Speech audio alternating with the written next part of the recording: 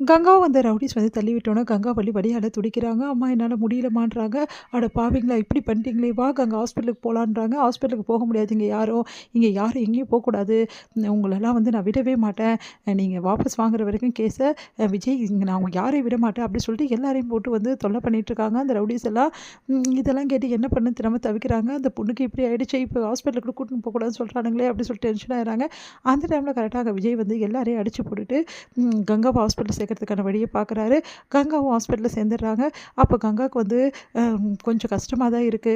அவங்களுக்கு வந்து கொஞ்சம் அடிபட்டுருக்கு. எதுக்கும் நாங்க வந்து ஸ்கேன் எடுத்து பார்க்கணும். அவங்க வீட்டுக்காரர் எங்கேன்னு கேட்குறாங்க. அப்போ கங்கா வந்து அவர் இல்ல அப்படின்ற மாரி சொல்றாங்க. அம்மா நான் அவர பார்க்கணும் அப்படின்றாங்க. காவேரி வந்து என்னக்கா என்னாச்சுக்கா அப்படின்னோனே, இல்லடி நான் அவர பார்க்கணும்டி. அவர பார்க்கணும் போல எனக்கு இருக்குடி. இந்த டைம்ல அவரு என் கூட இருந்தா ரொம்ப நல்லா இருக்கும்னு தோணுது காவேரி. ப்ளீஸ் காவேரி அவர எங்க இருந்தாலும் கூட்டிட்டு வா காவேரின்னு சொல்லிட்டு பயங்கரமா அழறாங்க. இத பார்த்துட்டு காவேரி என்ன பண்ணுறதுன்னு தெரியாம தவிக்கிறாங்க. ஸ்கேனுக்கு முதல்ல நாங்க போறோம். ஸ்கேன் எடுக்கிறோம். அதுக்கப்புறமா வந்து எதுவா இருந்தாலும் சொல்றோம்னு சொல்லிட்டு ஸ்கேனுக்கு கூட்டின்னு போறாங்க. இங்க சாரதா பயங்கரமா அழறாங்க. நம்ம வந்து என்ன பண்றாங்க, யமுனாவும் அங்க வந்துடுறாங்க. யமுனாவும் நிவினும் வந்து நாங்க அப்பதான் கிளம்புனோம். இவ்ளோ நடந்திருக்கா? இந்த மாரி பண்றாங்களே அவங்க.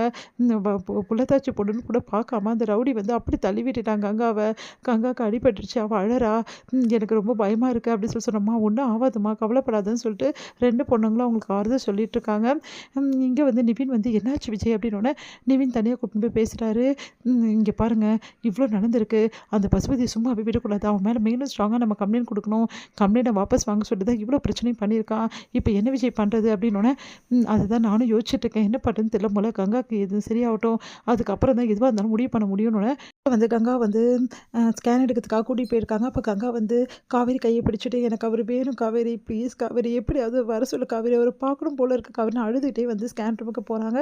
இத பார்த்த காவேரிக்கு மனசே வந்து ரொம்ப கஷ்டமாயிடுது. உடனே காவேரி ஒரு முடிவு பண்றாங்க. விஜய கூப்பிடுறாங்க. "என்ன காவேரி என்ன சொன்னாங்க கங்கா?" அப்படின்னோனே, அவங்களால தாங்கிக்க முடியல.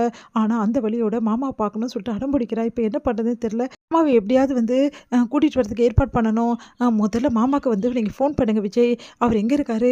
அவர எப்படியாவது விசாரிச்சு வர சொல்லுங்க விஜய் அப்படின்னு சொல்லி சொன்னோனே, நீங்க தான் வந்து அவர்கிட்ட பேசிட்டு இருக்கீங்கல்ல அப்படின்னு நிவின் வந்து திரு திருன்னு முழிக்கிறாரு. உடனே வந்து ஆமாங்க. உடனே மாமா வந்தே ஆகணும். வேலையாவது ஏதாவது முதல்ல அக்கா தான் முக்கியம். அக்கா இந்த நிலைமையில இருக்கும்போது மாமா இங்க வரலன்னா நல்லா இருக்குமா? அதனால எப்படியாவது மாமாவ வர வைங்கங்க அப்படின்னு சொல்லிட்டு நிவின் வந்து கிட்ட யமுனாவும் சொல்லிட்டு இருக்காங்க. இங்க வந்து காவேரி வந்து அதெல்லாம் தெரியாது. கண்டிப்பா வந்து மாமா இப்ப வந்தே ஆகணும் அப்படின்றாங்க. இங்க பாருங்க நீங்க ஒண்ணு எங்க இருக்காரு? ஏது இருக்காருன்னு சொல்லுங்க.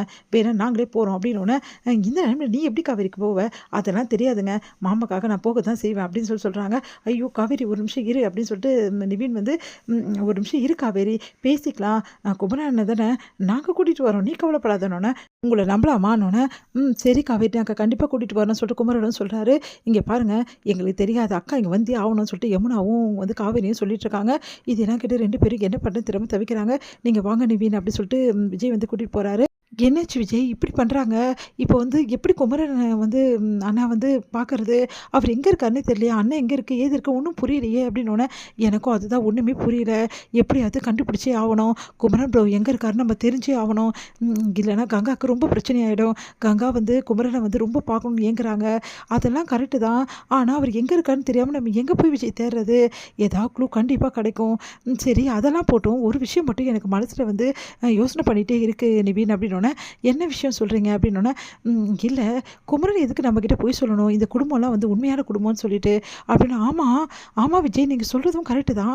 எதுக்காக அண்ணன் நம்மகிட்ட பொய் சொல்லணும்? அதுதான் ஒண்ணும் புரியல. இப்ப குமரன் ப்ரோ நேர்ல சந்திச்சாதான் எல்லா குழப்பத்துக்கும் விடை தெரியும்.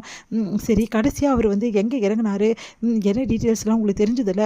நம்ம அங்க போய் பார்க்கலாம் அப்படின்னோனே, சரி பார்க்கலாம் 2 பேரும் கிளம்புறாங்க. சரி விஜய் இப்போ ஒருவேளை அண்ணன் கிடைக்கலன்னா காவேரிக்கு நம்ம என்ன பதில் சொல்றது?